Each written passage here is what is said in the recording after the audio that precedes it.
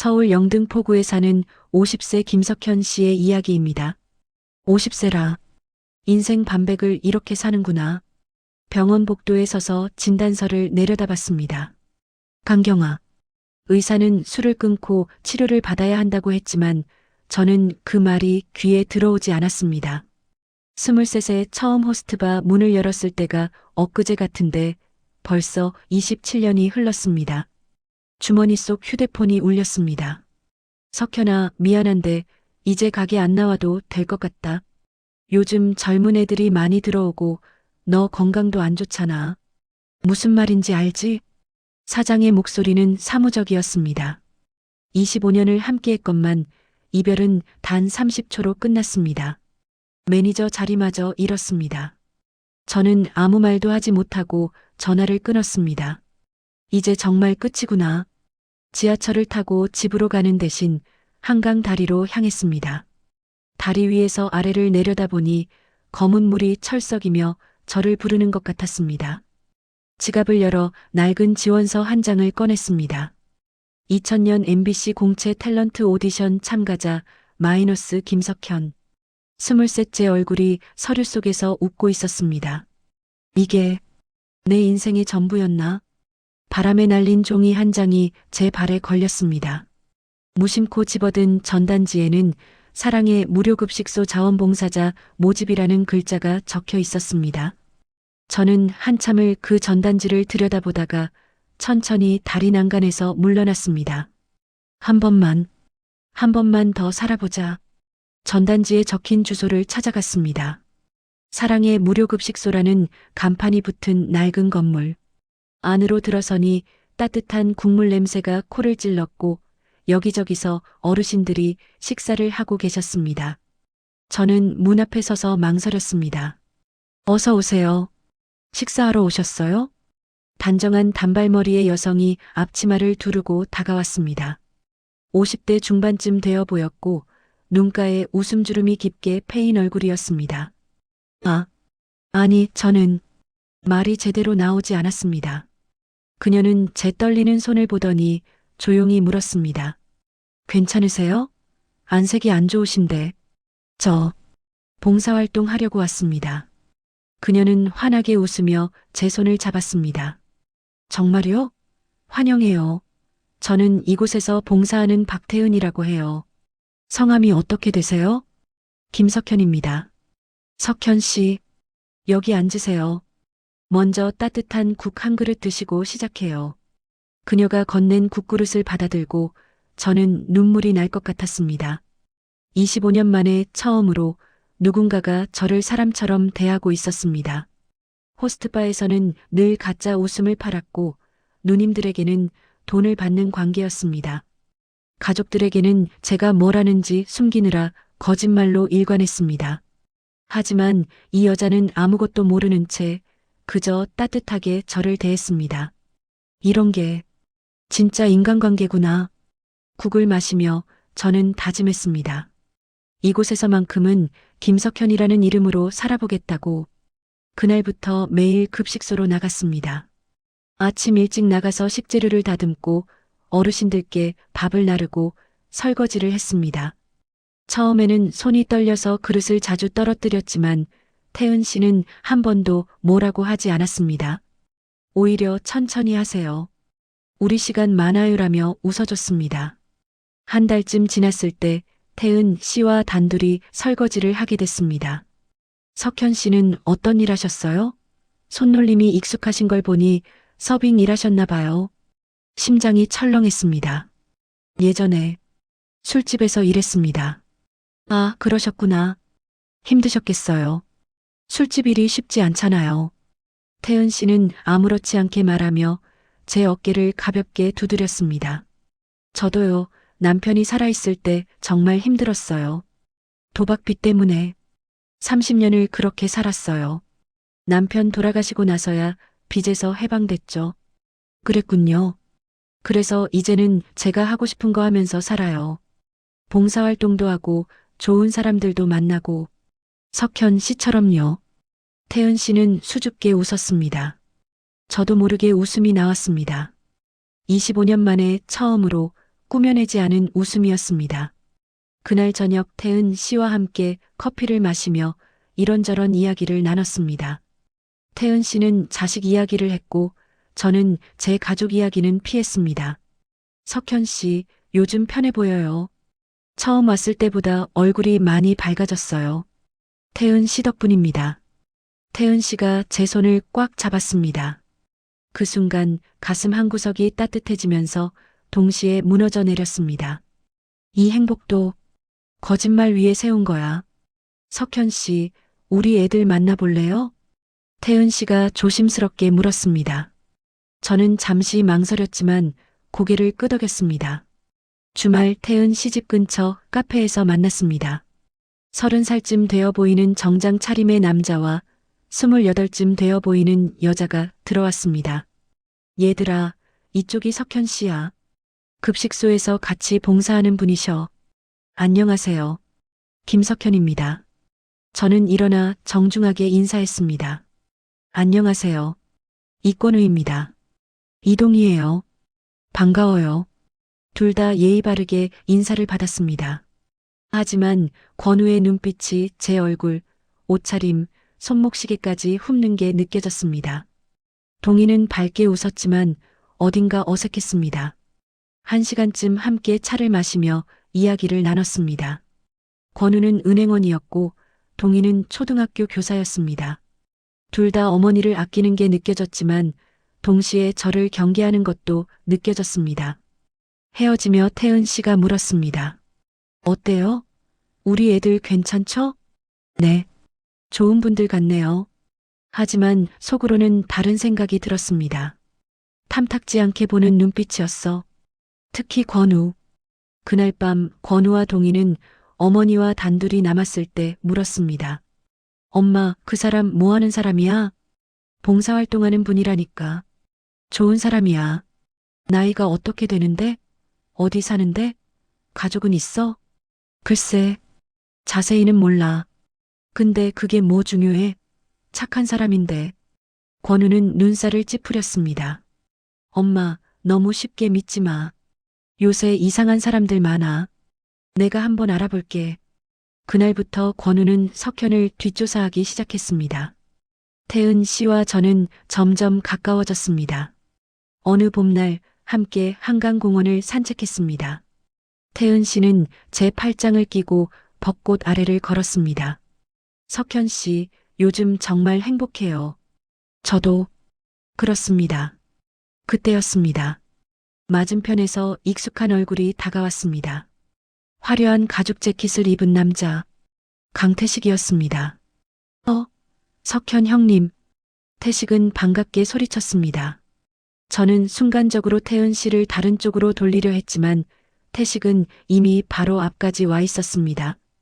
형님, 진짜 오랜만이다. 어디 갔었어요? 가게에서 다들 형님 찾던데. 아, 태식아. 나 요즘 일 안 해. 에이, 형님도. 근데 옆에 계신 분은? 태식의 눈이 태은 씨를 훑었습니다. 저는 재빨리 말했습니다. 아는 사람이야. 우리 먼저 갈게. 아, 그래요? 형님 연락해요. 전화번호 그대로지? 저는 대답 없이 태은 씨와 자리를 떴습니다. 태은 씨가 물었습니다. 아는 분이세요? 예전에 술집에서 같이 일했던 사람입니다. 아, 그렇구나. 태은 씨는 더 이상 묻지 않았습니다. 하지만 저는 불안했습니다. 태식의 눈빛이 심상치 않았습니다. 그날 밤 태식에게서 문자가 왔습니다. 형님, 새 여자 생겼어? 키읔키읔 잘 먹고 잘 사네. 나 요새 힘든데 형님 좀 도와줘. 안 그러면 형님 여자한테 형님이 뭐 하던 사람인지 다 말하는 수가 있어. 손이 떨렸습니다. 휴대폰을 쥔 채 한참을 멍하니 앉아 있었습니다. 한편 권우는 사설탐정에게 석현의 신상을 조회했습니다. 며칠 뒤 보고서가 도착했습니다. 영등포 소재 호스트바 클럽 황제 전직 직원. 25년 근무. 최근 건강 문제로 퇴사. 권우는 보고서를 보며 이를 갈았습니다. 역시 그런 놈이었어. 권우가 저를 찾아왔습니다. 급식소 문 앞에서 기다리고 있다가 제가 나오자마자 팔을 붙잡았습니다. 김석현 씨, 잠깐 얘기 좀 합시다. 무슨 호스트바 출신이라고요? 25년이나 하셨던데요? 심장이 멎는 줄 알았습니다. 권우는 차갑게 웃으며 서류 봉투를 내밀었습니다. 증거 다 있어요. 우리 엄마한테 접근한 이유가 뭡니까? 돈? 아니면 외로운 중년 여자 또 후려치려고? 아닙니다. 저는 진심으로. 진심? 25년 동안 여자들 상대로 돈 받아먹던 사람이 이제 와서 진심이라고요? 지금 당장 우리 엄마한테서 떨어지세요. 제가 엄마한테 말하기 전에. 내일까지 시간 드릴게요. 알아서 정리하세요. 안 그러면 제가 엄마한테 다 말할 겁니다. 우리 엄마 고생 많이 하고 사신 분이에요. 당신 같은 사람한테 당하게 내가 가만히 있지 않을 겁니다. 권우는 돌아섰습니다. 저는 그 자리에 주저앉았습니다. 그날 밤 짐을 쌌습니다. 태은 씨에게 문자 한 통을 보냈습니다. 태은 씨, 그동안 고마웠습니다.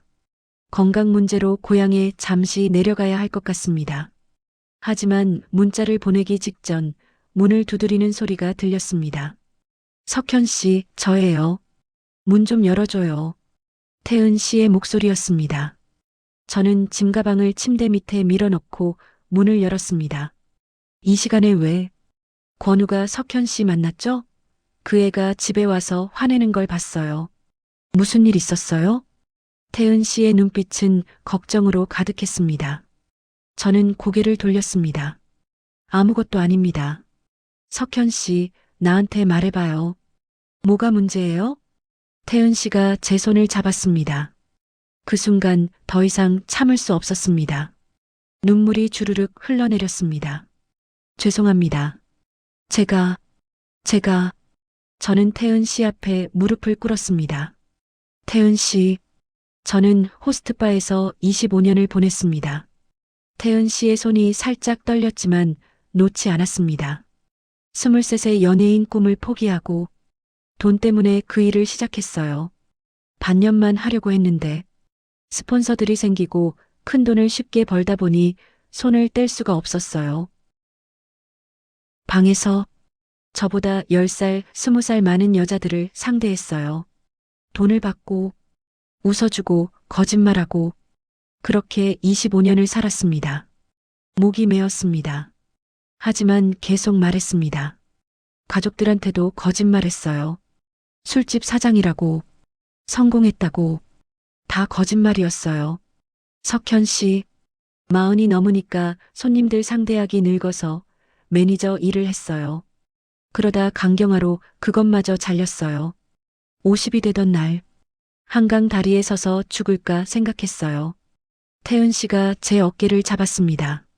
그때 우연히 봉사활동 전단지를 받고 태은 씨를 만났어요. 25년 만에 처음으로 저를 사람 대접해주는 사람을 만났어요. 하지만 저는 결국 태은 씨한테도 거짓말을 했어요. 제가 어떤 인간인지 숨겼어요. 저는 쓰레기 같은 인간입니다. 죄송합니다. 저는 바닥에 머리를 박았습니다. 태은 씨는 한참 동안 아무 말이 없었습니다. 얼마나 시간이 흘렀을까?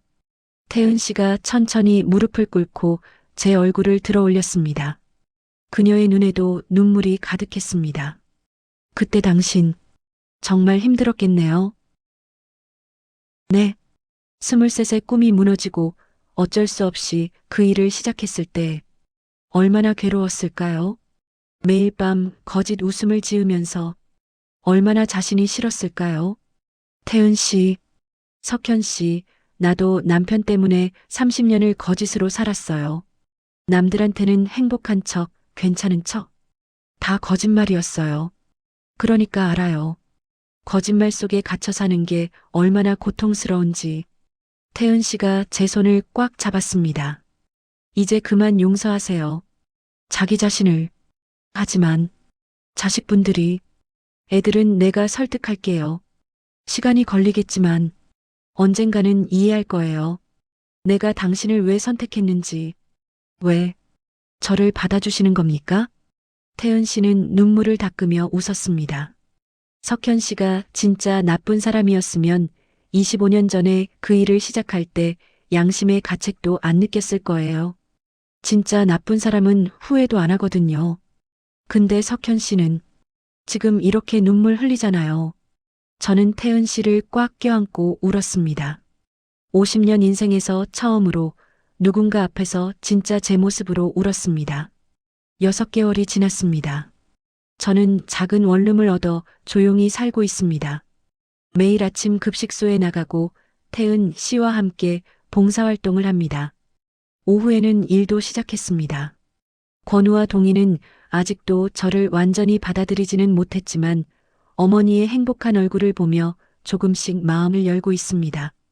지난주 권우가 저를 따로 불렀습니다. 솔직히 아직도 마음을 놓을 수는 없어요. 근데 엄마가 행복해 보여요. 엄마 평생 아빠 때문에 고생만 하셨어요. 근데 요즘 엄마 웃는 얼굴 자주 봐요. 그러니까 엄마 울리지 마세요. 고마워요. 명심할게요. 권우는 어색하게 고개를 끄덕이고 돌아섰습니다. 동희는 그보다 먼저 마음을 열어 가끔 태은 씨와 저를 함께 식사에 초대합니다. 어제 태은 씨와 함께 한강을 걸었습니다. 1년 전 죽으려고 섰던 그 다리 아래였습니다. 태은 씨, 제가 여기서 뭘 하려고 했는지 아세요? 알아요. 그때 이 전단지가 날아왔어요. 저는 지갑에서 낡은 봉사활동 전단지를 꺼냈습니다. 옆에는 빛바랜 오디션 명함도 함께 있었습니다. 이게 제 꿈이었어요. 연예인. 태은 씨는 명함을 받아들고 한참을 들여다봤습니다. 사진 속 석현 씨 정말 잘생겼네요. 지금도 멋있지만요. 그때로 돌아갈 수 있다면 다르게 살았을 텐데. 석현 씨, 태은 씨가 제 손을 잡았습니다. 과거는 바꿀 수 없어요. 하지만 미래는 우리가 만들 수 있잖아요. 지금부터라도 석현 씨가 하고 싶은 거 해요. 늦은 거 없어요. 뭘 해야 할지 모르겠습니다. 그럼 우리 함께 찾아봐요. 천천히. 저는 태은 씨의 손을 꽉 잡았습니다. 벚꽃이 바람에 흩날리고 햇살이 따뜻했습니다. 고맙습니다. 저를 있는 그대로 받아줘서 나야말로 고마워요. 석현 씨 덕분에 진짜 사랑이 뭔지 알았어요. 우리는 손을 잡고 한강길을 걸었습니다. 50세, 55세.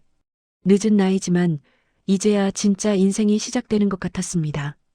그날 저녁 저는 지갑 속 오디션 신청서를 꺼내봤습니다. 그리고 옆에 새로운 명함을 하나 넣었습니다. 사랑의 무료급식소 자원봉사자 마이너스 김석현. 과거를 지울 수는 없습니다. 하지만 과거와 함께 살아갈 수는 있습니다. 거짓 없이 있는 그대로. 그것이 제가 50년 만에 배운 인생의 진짜 의미였습니다.